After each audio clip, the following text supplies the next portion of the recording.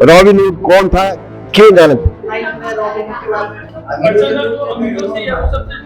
चोरी करता था, लूटता था और फिर गरीबों का हेल्प करता था। तो अपनी सोसाइटी के जितने गरीब लोग हैं, देखिए ऐसा है कि उसकी इमेज इस तरह से नहीं दी गई थी।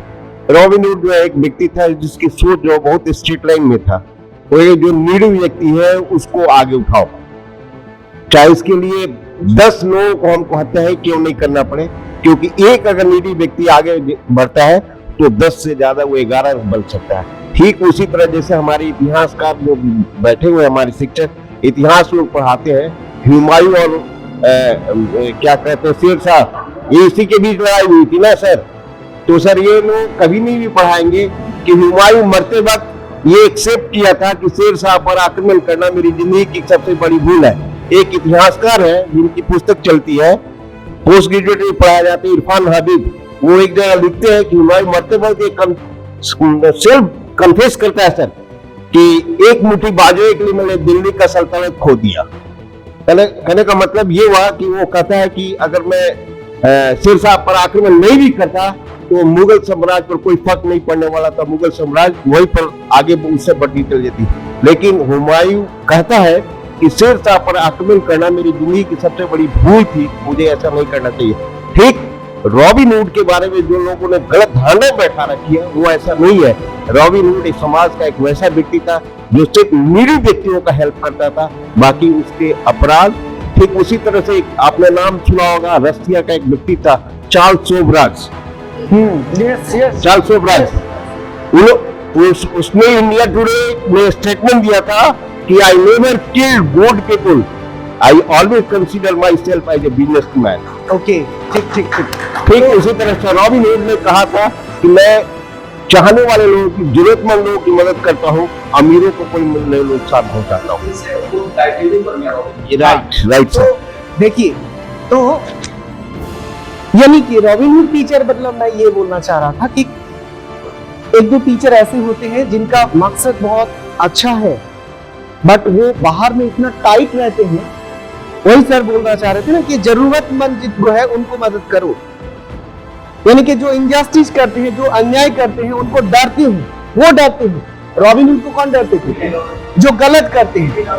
कुछ टीचर तो ऐसे भी होते हैं जिनको मतलब जो सामने आ जाने से वो बच्चे मतलब घबरा जाते हैं कि सर मंच पे है तो मैं कैसे बोलूं। होता है कि नहीं? होता है। हाँ बहुत ज्यादा अच्छा हो गया, मतलब वो उनके पास ऐसा नहीं कि अपनी बातों को रख सके। तो ऐसे कुछ लोग हैं जो मैनेजमेंट के साथ में जाकर बात करते हैं, तो उनको आप लोग भी ओके, वेरी गुड। तो देखिए, making mistakes, looking foolish, being criticised, being alone, being outcast, disturbing tradition, being associate with taboos. तो डर जो है क्रिएटिविटी के रास्ते में, क्रिएटिविटी के रास्ते पे ऑब्स्टेकल्स क्या क्या हो सकता है? Which are the problems that may come on the way to creativity? यानी कि बच्चे को क्रिएटिव होने के लिए प्रेरित कर रहे हैं, बोल रहे हैं, बट क्रिएटिव होगा कैसे? अगर जो प्रॉब्लम्स है उसके सामने उस प्रॉब्लम्स को वो ओवरकम नहीं कर पाएगा, वो क्रिएटिव नहीं बन पाएगा, वो क्रिटिकली सोच नहीं पाएगा। For that we need to understand the obstacles, the problems.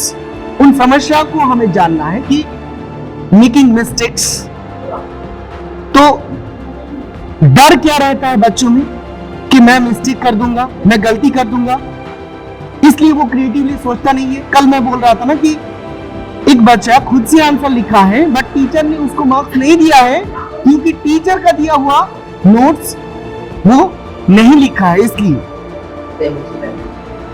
डर क्या है कि टीचर मुझे मार्क्स नहीं देंगे, तो उसका क्रिएटिविटी आगे जाएगा नहीं जाएगा। यानी कि बच्चे में ये डर रहता है कि मिस्टेक अगर हो जाए। लुकिंग पुलिस, अगर मैं ऐसे बोलूं तो सब लोग मुझे क्या सोचेंगे? पुलिस ये कैसा बातें बोल रहा है? पुलिस। बीइंग क्रिटिसाइज्ड, क्रिटिसाइज्ड हो सकता है, डर रह सकता है कि मुझे मैं क्रिटिसाइज हो जाऊंगा, कोई क्रिटिसाइज कर सकता है। बीइंग अलोन, अब देखिए कोई ऐसे भी बच्चे हैं जो कि अकेला फील करता है, अकेला महसूस करता है, वो भी ज्यादा क्रिएटिव नहीं हो पाएगा। बीइंग आउटकास्ट, मैं आउटकास्ट हो जाऊंगा, देखेंगे ऐसे बच्चों में होता है कभी कभी, उसके साथ हम लोग कोई बातचीत नहीं करेंगे। Some bullies are there in the class, वो ऐसे माहौल क्रिएट कर देते हैं कि उसके साथ कोई बातचीत नहीं करोगे, वो अलग है, कोई बातचीत नहीं करोगे। तो आउटकास्ट, तो आउटकास्ट का डर जिसमें है, क्या वो क्रिएटिव हो पाएगा? नहीं हो पाएगा। नेक्स्ट, डिस्टर्बिंग ट्रेडिशन, अगर डिस्टर्बेंस रहे तो भी क्रिएटिविटी नहीं आ पाएगा। Being associate with taboos, taboos मतलब जो जो मना है, हाँ, जो माने एक कंसेप्शन बना हुआ है, नहीं काम करना बाएं हाथ से नहीं, यानी कि जो ट्रेडिशनल जो थिंकिंग है, सोच है, तो हाँ, तो टैबूज जो है वो अगर उसमें है तो क्रिएटिविटी नहीं हो पाएगा। These are the obstacles. As a teacher we need to understand these things कि अगर कोई हेजिटेट कर रहा है, डर है उसमें, अगर कोई अकेला महसूस कर रहा है, अगर कोई आउटकास्ट हो रहा है, क्लास में सेग्रीगेट हो जा रहा है, कोई दोस्त नहीं है, उसमें क्रिएटिविटी नहीं आ पाएगा। तो इन चीजों से हमें बच्चों को मुक्त करना है। एज ए टीचर ऐसा एक इन्वायरमेंट उसको देना है, ऐसा इंस्पिरेशन हमें देना है ताकि वो कि मिस्टेक हो जाएगा इसलिए कोई क्रिएटिव वर्क नहीं करेंगे, ऐसा ना हो।